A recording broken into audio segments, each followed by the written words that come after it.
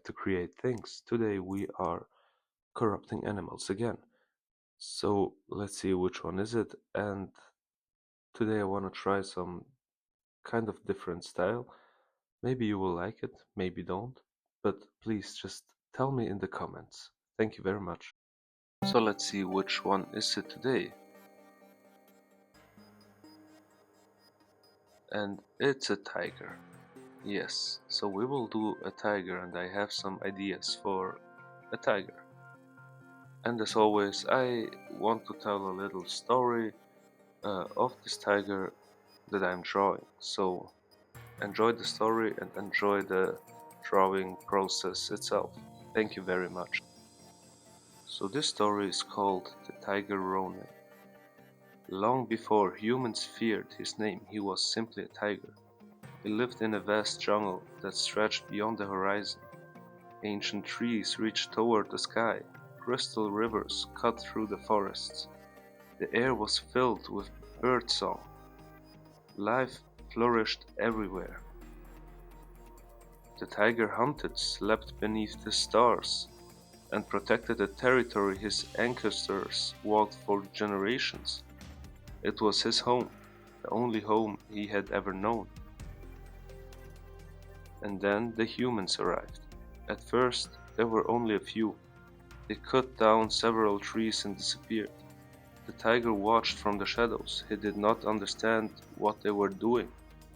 But soon they returned, and they brought more. More axes, more machines, more fire.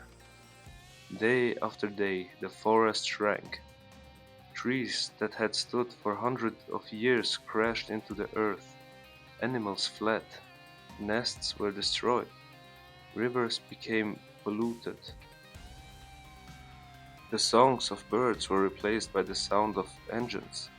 The tiger's world was dying, and the humans called it progress. The tiger watched helplessly. He saw mothers searching for food that no longer existed. He saw starving cubs, and he saw entire species disappear. Every month there were less forest, less life, less hope. Yet the humans continued. They never stopped. They never even looked back. And one evening the tiger returned to the place where he had been born, his mother's den. The place where he had taken his first steps, it was gone. Nothing remained except dirt and broken stumps. A road now crossed the land. Machines rolled over the bones of the forests. The tiger stood there for hours, silent, watching. Something inside him broke that day. And then came the fire. Humans wanted even more land, more farms, more buildings, more profit. The flames spread through the jungle like a disease. Animals screamed as they burned. The sky turned black. The rivers boiled. The tiger ran through the smoke and ash, searching for survivors. But there were none. Everything he loved had become ash. For days he wandered through the ruins, alone, hungry, and broken. Eventually he reached an ancient mountain hidden beyond the burned forest. And there, among forgotten ruins, stood a shrine, older than human civilization itself. The spirits of the forest had once been worshipped there. Now it too had been abandoned. The tiger entered. At the center rested a strange sword, a blade covered in glowing symbols, the last remnant of the forest spirit. As he approached, a voice echoed through the shrine. Not evil, not demonic, ancient, sad, but also angry. The forest is dying. Its children are dying. Will you avenge them? The tiger looked back toward the smoke rising from his homeland. The answer was obvious. The moment he touched the sword, magic surged through his body. His form changed. He stood upright. Armor grew around him. The spirits of the forests flowed through his veins. The tiger was no longer merely an animal. He had become something new, a warrior, a Ronin, a guardian without a master.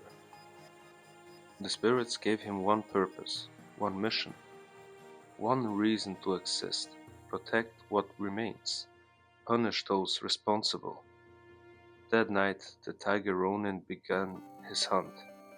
At first, he targeted loggers, men who destroyed entire forests for money. Their camps vanished overnight. Their machines were found torn apart. Stories spread quickly. Workers whispered about a giant tiger walking like a man, a warrior carrying a sword larger than any human could lift. Nobody believed the stories until more people disappeared, then more, and then entire crews. The Tiger Ronin moved like a ghost. He struck without warning, always appearing where forests were threatened, always disappearing before soldiers arrived. Some called him a monster, others called him a spirit, but every destroyed forest seemed connected to him. So years passed, the legend grew, and the jungle slowly began to recover. Animals returned, trees grew again, yet humanity never learned. For every forest restored, another was destroyed somewhere else. For every river saved, another became poisoned. The cycle continued again and again, and always again. The Tiger Ronin watched it all. His anger grew. What began as justice slowly transformed into hatred. At first he hunted the guilty, then he hunted those who helped them, then those who ignored them. Eventually he stopped seeing individuals, he only saw humans. To him they were all the same, destroyers, invaders and parasites. The spirits noticed the change. The sword noticed it too. The magic that once protected him slowly became corrupted by rage. His armor darkened, his claw grew longer, his eyes burned like fire. He was no longer fighting for balance.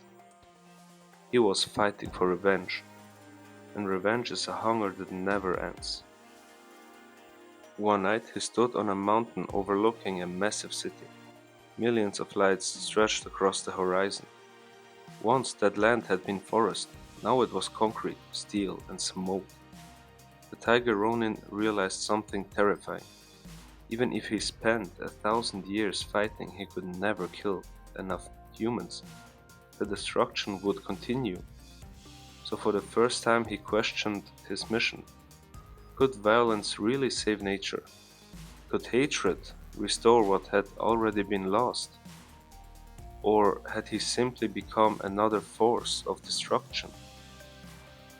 As he looked toward the city, he remembered the jungle. Not the burning, not the death, not the humans.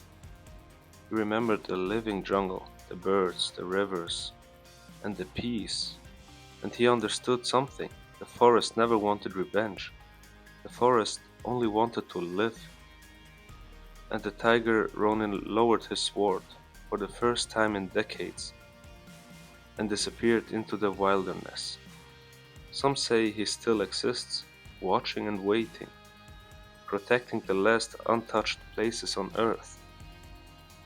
If a forest is threatened, if animals begin disappearing, if greed becomes stronger than reason, people claim a giant figure wearing a straw hat can sometimes be seen among the trees. A silent warning, a reminder that nature is patient but not endless. And if humanity continues destroying the world that sustains it, one day the Tiger Ronin may return, not for revenge but for judgment. Yet the story does not end here, because the Tiger Ronin was never the only victim.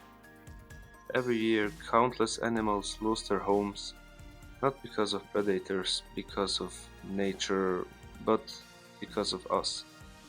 Forests disappear, rivers become poisoned, mountains are carved apart, entire ecosystems vanish so quickly that many species never even get the chance to adapt. Some disappear forever, and when they are gone forever. No magic can bring them back, no technology can recreate millions of years of evolution. No amount of money can replace a lost species. The Tiger Ronin understood something humanity often forgets. The earth does not belong to us. We share it. Every tree, every river, every animal, every living thing that has a place in this world. Yet we often act as though we are the only creatures that matters, as though the forest exists only to be cut down, as thought that animals exist only when they are useful to us.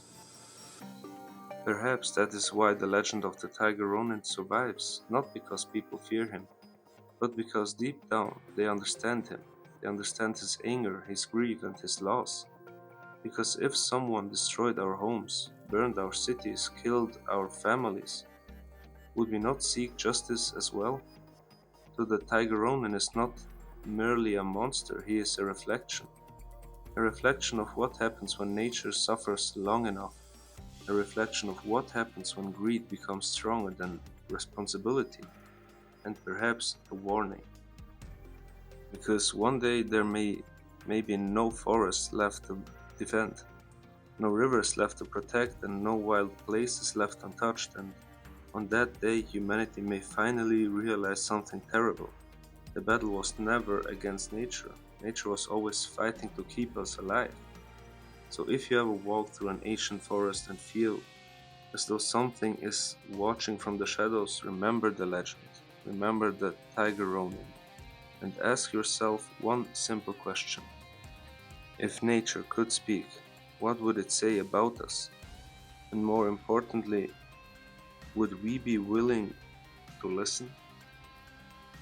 So this was my story about the Tiger Ronin, and sometimes I just wish these stories were real, because we humans really make problems in this world that shouldn't even exist, but we make them.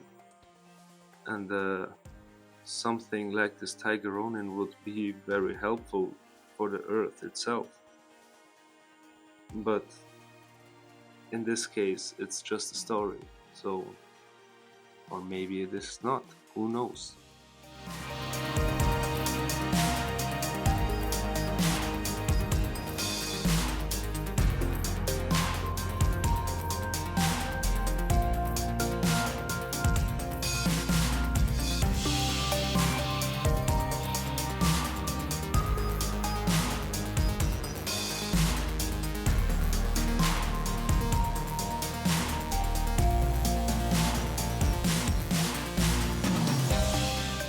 So thank you very much for watching.